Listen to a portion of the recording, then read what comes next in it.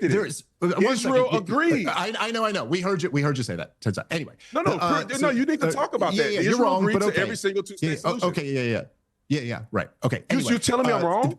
For the 15th time, you're 100% wrong. Benjamin Netanyahu, the longest-serving prime minister, the longest-serving prime minister in Israeli history, has made at the center of his entire career thwarting a Palestinian state. He has said this in his own words over again. You don't know what you're talking about if you think that Israel has just been trying. No, you're just dumb. What is going on, everybody? Lucas here. Dave Smith just asked Brandon Tatum one question that collapsed his entire argument in real time. If Israel won a war in 1948 that gives them the right to control Palestinians permanently, would a war give them the right to control people who cannot vote, cannot leave, and have no citizenship in the government ruling them?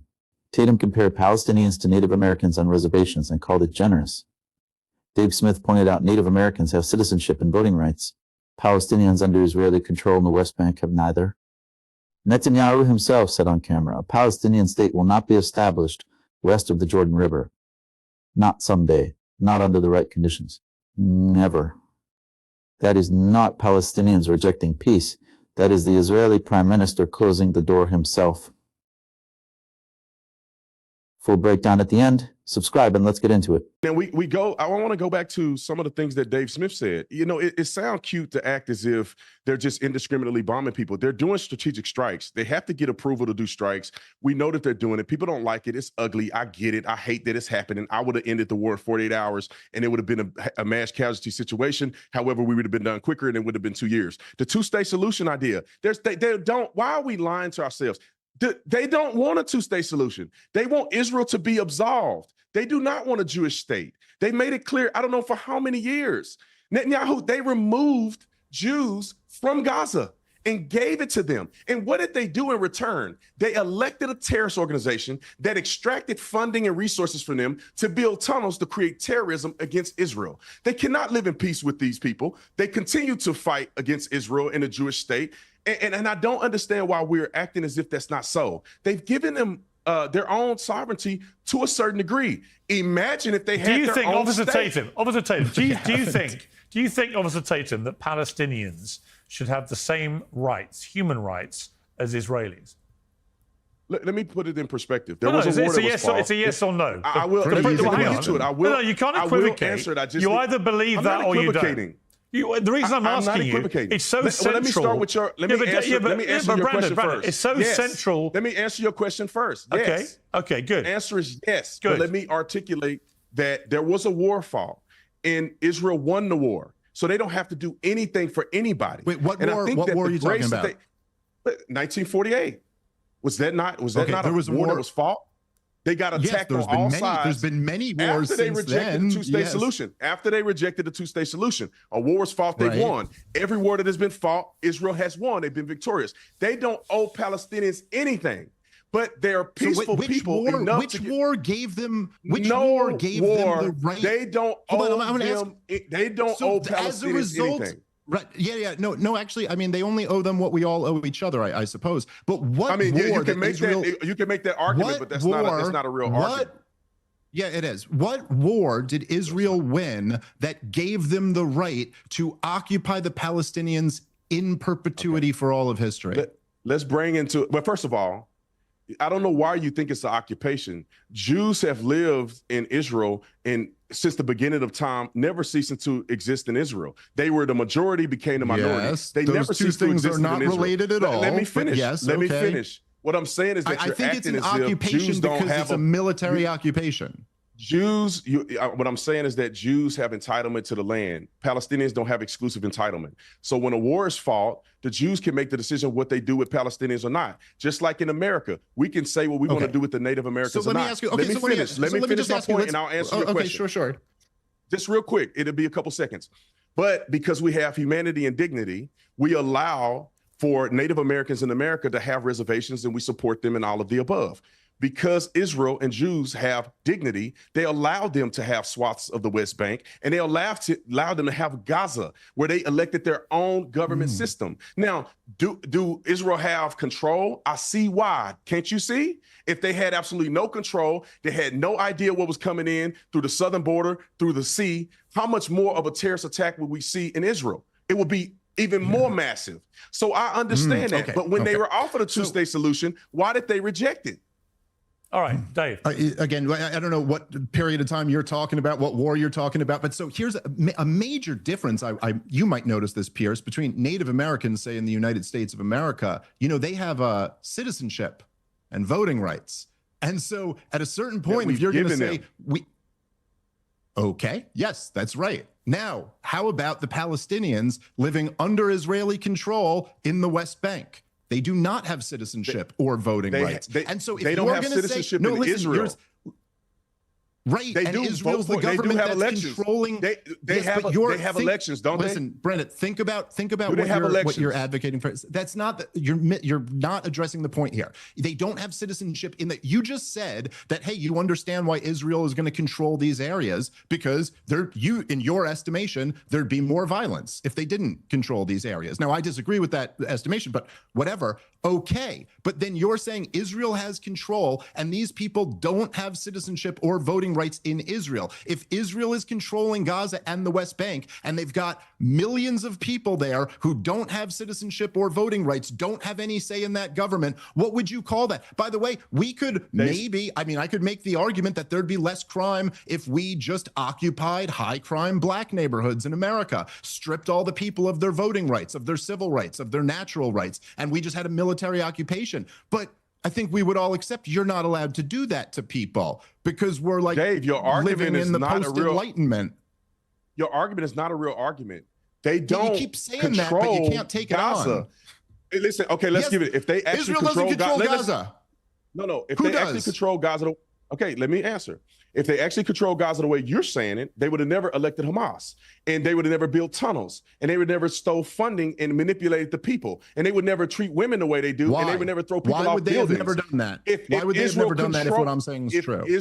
If Israel controlled them, they don't control them. They left them to their own devices. Okay, so just to be and in the West let's Bank, just be very the clear. PLO has manipulated the people. That's why they have a separate election in Gaza, because the PLO had manipulated the people in the West Bank, and they didn't want that governance. So they are governing themselves. Okay. However, you will never see. I've been to Israel. You will never see Jews in Palestine, or what you call the West Bank.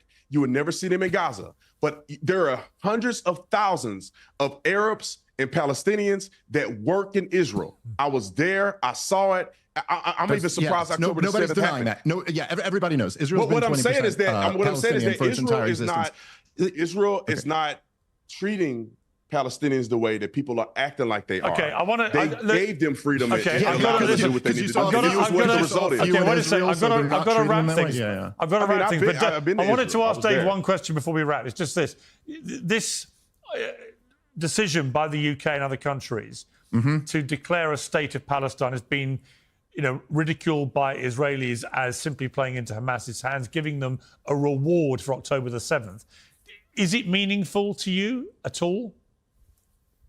Well, I mean, yeah, I think it's somewhat I mean, look, it's obviously a gesture more than anything else, but I do think it's significant that there's at least the feeling that there's a need to make the gesture, I think is a result of public opinion shifting so greatly on this. But, I got to say to this, look, first of all, I'll just say a couple things. Number one, right after 9/11, it was Colin Powell, the wisest member of George W. Bush's government, which is not saying much, who went to George W. Bush and said, you got to do a two-state solution now. Like, you have record high approval ratings. 9/11 just happened. This is the time we can get it done. And the reason Colin Powell said that was not because he wanted to give the Palestinians something, but because he knew that this was right at the center of the cause of why there's so much hatred for Americans in the Muslim world. And that we had every single president of my lifetime, with the exception of Trump, wanted a two-state solution. None of them could ever get it done. None of them could ever get it done, in large part because of the enormous power of the Israel lobby in the United States of America. The Arabs rejected it. Israel agreed. I know. We heard you say that. Anyway. No, you need to talk about that. You're wrong, but to every single two-state solution. Okay, Yeah, right. Okay. Anyway, you're telling me I'm wrong? You know what? For the 15th time, you're 100% wrong. Benjamin Netanyahu, the longest-serving prime minister, the longest-serving prime minister in Israeli history, has made at the center of his entire career thwarting a Palestinian state. He has said this in his own words over and over again. You don't know what you're talking about if you think that Israel has just been trying.